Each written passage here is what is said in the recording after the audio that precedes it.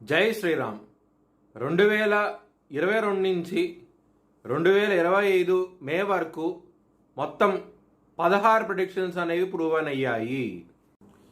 వృశ్చిక రాశికి అధిపతి కుజుడు. వృశ్చిక రాశిలో అనురాధ 4 పాదాలు, జ్యేష్ఠ 4 పాదాలు, విశాఖ 4వ పాదం ఉంటుంది. ఈ నక్షత్రం వాళ్ళందరికీ నేను చెప్పే వార ఫలితాలు వర్తిస్తాయి. ఈ వారంలో లగ్నాధిపతి అయిన కుజుడు కర్కాటక రాశిలో నిలచబడ్డాడు. బలం తక్కువగా ఉన్నాడు. 6వ స్థానాధిపతి కూడా ఉన్నాడు. కాబట్టి కుజుడు శత్రువుల నుంచి ఇబ్బందులు ఉంటాయి. జాగ్రత్తగా ఉండండి. పంచమ స్థానంలో శని గారు ఉన్నారు. ఆయన 3వ దృష్టితో సప్తమ స్థానాన్ని చూస్తున్నారు. వృశ్చిక లగ్నానికి అస్సలు యోగాడు కాని గ్రహము శని భగవానుడు. శని సప్తమ స్థానాన్ని చూస్తున్నారు. ఇబ్బందులు ఉంటాయి. మ్యారేజ్ పరంగా కొంచెం జాగ్రత్తగా ఉండండి. లైఫ్ పార్ట్నర్తో గొడవలు ఉంటాయి.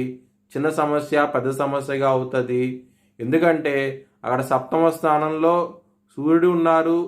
3వ దృష్టితో శని భగవానుడు సూర్యుడిని చూస్తున్నారు. కాబట్టి సూర్యుడు అలాగే శని బద్ధ శత్రువులు. దాని మూలంగా గొడవలు ఉంటాయి లైఫ్ పార్ట్నర్తో. జాగ్రత్తగా ఉండండి. హనుమాన్ చాలీసా పారాయణం చేయండి. మంచి ఫలితాలంటూ ఉంటాయి. బుధుడు సప్తమ స్థానంలో ఉన్నారు కాబట్టి బిజినెస్ పరంగా ఇంప్రూవ్మెంట్స్ ఉంటాయి. బిజినెస్లో రాబడి ఉంటుంది. చాలా చాలా ఆనందంగా ఉంటారు. గురు బలం అనేది తగ్గింది. అష్టమ స్థానంలో ఉన్నారు గురు భగవానుడు. కొంచెం జాగ్రత్తగా ఉండండి. కోర్టు కేసు విషయాల్లో వ్యతిరేక తీర్పు వచ్చే అవకాశం ఎక్కువగా ఉన్నది. కొంచెం జాగ్రత్త అంటూ ఎక్కువ తీసుకోండి. శత్రువులు అనే వాళ్ళు ఎక్కువగా ఉంటారు కాబట్టి కాలభైరవ అష్టకాన్ని చదువుకోండి. చాలా చాలా మంచి ఫలితాలంటూ ఉంటాయి. కెరియర్ పరంగా ఎక్సలెంట్ డెవలప్మెంట్స్ అంటూ ఉంటాయి. ప్రమోషన్స్, అవార్డ్స్, రివార్డ్స్ వస్తాయి. చాలా ఆనందంగా ఉంటారు. లవర్స్కి మాత్రం ఇబ్బందికరంగా ఉంటుంది.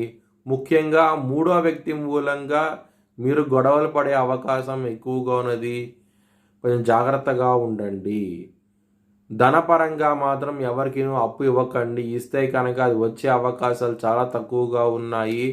మరియు శత్రుత్వాన్ని కొని తెచ్చుకున్న వాళ్ళు అవుతారు. కొంచెం జాగ్రత్తగా ఉండండి.